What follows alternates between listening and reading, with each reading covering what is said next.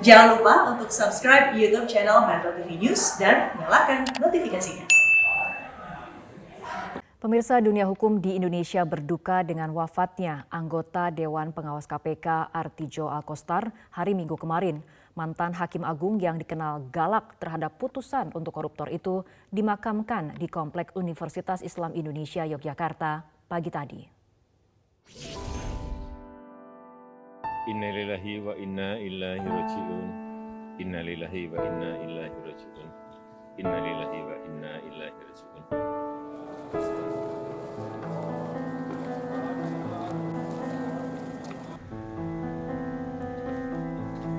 Presiden Joko Widodo datang melayat mendiang Artijo Alkostar di Masjid Ulul Albab, kampus terpadu Universitas Islam Indonesia Yogyakarta, Senin pagi. Setelah menyolatkan jenazah almarhum, Presiden mengaku punya kenangan tersendiri terhadap sosok Artijo Alkostar semasa hidupnya. Kita telah kehilangan putra terbaik bangsa, penegak hukum, Hakim Agung, Dewan Pengawas KPK yang sangat rajin, jujur, memiliki integritas yang tinggi. Artijo Alkostar dimakamkan di Kompleks Pemakaman Universitas Islam Indonesia di Jalan Kaliurang, kilometer 14, Yogyakarta, Senin pagi. Artijo terakhir menjabat anggota Dewan Pengawas KPK, disebut sebagai sosok teladan di dunia hukum Indonesia. Rekam jejaknya sebagai hakim dan hakim agung kerap menjadi sorotan karena menangani kasus besar dan menjadi perhatian publik. 18 tahun menjadi hakim agung dengan penanganan perkara rata-rata 1.000 perkara per tahun, integritas Artijo tak lagi diragukan. Putusannya saat menjadi hakim agung dikenal galak, terutama untuk koruptor. Pria kelahiran Situbondo 72 tahun silam ini selalu memberikan hukuman maksimal terhadap koruptor yang mengajukan kasasi di Mahkamah Agung. Komitmen dan konsisten menjaga integritasnya bisa terlihat dari kasus-kasus besar yang ditangani Artijo saat menjadi hakim periode 2001 hingga 2005. Pak Ar ini teladan dalam banyak hal, integritas, keberanian, konsistensi, dan juga kesederhanaannya. Beliau selalu katakan pada saya, Pak Firly, jaga integritas, tetap berani, supaya kita bisa melaksanakan tugas. Di mata keluarga, Artijo dikenal sebagai sosok yang tidak pernah mengeluh sakit dan menjaga makan. Sebelum ini sempat mengeluhkan sakit apa? Enggak pernah tuh. Kalau ditanya sehat alhamdulillah, sehat alhamdulillah, enggak apa-apa gitu. Jadi kan makanya kan saudara-saudara saya sendiri kan enggak tahu sehat enggak apa-apa gitu. Ibu kalau keseharian Bapak seperti apa sih, Bu? Ya makanya hati-hati kan dia. Keunikan Artijo tak lepas dari kesederhanaannya yang tidak pernah meributkan, apalagi mengeluhkan soal fasilitas dan kenyamanan jabatan. Hampir 3 dekade berkecimpung di hukum Indonesia, Artijo konsisten memilih jalan sunyi yang sepi dari gemerlap praktisi hukum. Selamat jalan Artijo. Atas nama pemerintah, kami menyampaikan duka cita yang mendalam. Tim Liputan Metro TV. Pemirsa, dunia hukum Indonesia kehilangan Artijo Alkostar, tapi tidak sedikit yang optimis akan ada pengganti dan melanjutkan kiprah dari Artijo. Mengenang Artijo sang algojo para koruptor, kita sudah terhubung dengan mantan pimpinan KPK, Bapak Bushro Mukodas. Selamat sore, Pak Bushro. Selamat sore, Assalamualaikum. Waalaikumsalam. Pak Bushro, kepergian dari Artijo ini memberikan duka yang mendalam bagi banyak pihak, terutama bagi dunia hukum Indonesia. Apalagi almarhum ini dikenal sebagai sosok yang tegas, berani, dan juga memiliki integritas yang tinggi. Bagi Anda sendiri, bagaimana sebetulnya sosok seorang Artijo, baik sebagai pribadi maupun sebagai seorang penegak hukum? Ya, saya terima kasih. Dan sebagai sahabat yang sudah bergaul, bersahabat sejak kuliah di Fakultas Hukum UI sejak S1, ya, itu beliau adalah sosok yang bisa saya uraikan dan tidak lepas dari fakta, tataran fakta yang ada. Yang pertama, Beliau adalah Hakim Agung Mahkamah Agung jalur non-karier. Mengapa beliau jadi Hakim Agung? Apakah Pak Artijo melamar? Sama sekali tidak. Suatu saat Menteri Sekretaris Negara kirim surat dan kemudian menghubungi per telepon, yang saya tahu per telepon begitu, untuk kepada Pak Artijo bisa mempertimbangkan mengikuti seleksi calon hakim agung ketika itu.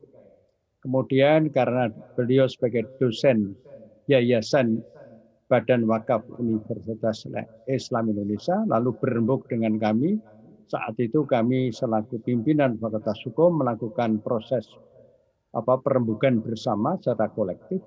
Nah, melihat track record Pak Artijo yang bergerak di bidang penegakan hukum, penggiat HAM, dan riset-riset gelandangan, dan rajin untuk kajian-kajian ilmiah, serta sifatnya yang bukan sangat sederhana saja, tapi kesederhanaan dalam arti fisik gitu, materi, tetapi kaya akan ilmu, kaya akan integritas, kaya akan relasi, dan adab.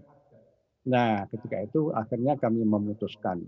Saya ditugasi oleh pimpinan fakultas waktu itu untuk mengurus proses pendaftaran di Jakarta, sehingga kesimpulannya beliau adalah jadi Hakim Agung tidak mencari, tidak melamar, tapi justru diharapkan dari negara, bukan pemerintah. Nah, atas dasar itu maka track record yang bersangkutan itu menjadi tidak heran kalau beliau sebagai Hakim Agung yang betul-betul independen. Begitu. Baik Pak Busro, apakah menurut Anda akan ada penerus dari sosok Artijo Alkostar di Indonesia seperti ini? Dan jawaban dari Pak Busro kita akan tahan terlebih dahulu karena kita akan ikuti jeda berikut. Pemirsa, kita lanjutkan kembali perbincangan Pak Busro. Pak Artijo ini atau almarhum dikenal sebagai algojonya para koruptor. Artijo ini identik dengan vonis berat kasasi terutama untuk kasus korupsi. Bagaimana perspektif Anda melihat Artijo terutama pada saat Anda menjabat sebagai pimpinan KPK?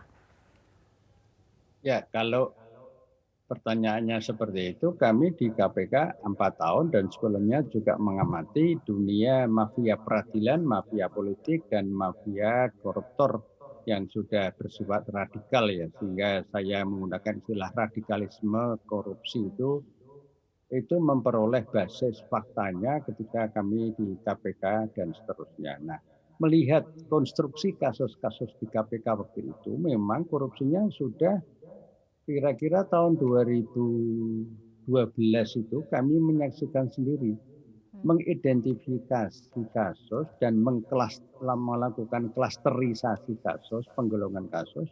Itu kasus yang paling mengerikan dan bukan sekedar membahayakan, tapi betul-betul sebagai satu bentuk tanda petik ancaman seperti ibaratnya neraka dunia lah, neraka dunianya Indonesia itu korupsi politik.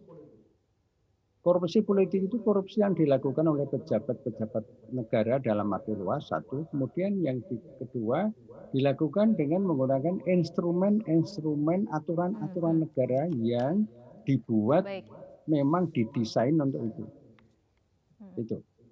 Nah, melihat seperti itu, maka ketika kami di KPK mengajukan dakwaan bersama jaksa-jaksa yang aktif di KPK, maka itu menggambarkan korupsi politik tadi dan memperoleh respon akademis, profesional, akuntabel dari Hakim Agung, terutama yang dipimpin oleh majelisnya Pak Artijo Alkostar. Jadi itu sesuai dengan realitas yang ada, responsif, progresif, antisipatif, dan bahkan transformatif terhadap realitas yang sudah menjadi jarahan dari Bromo Curah yang mengisap harta rakyat.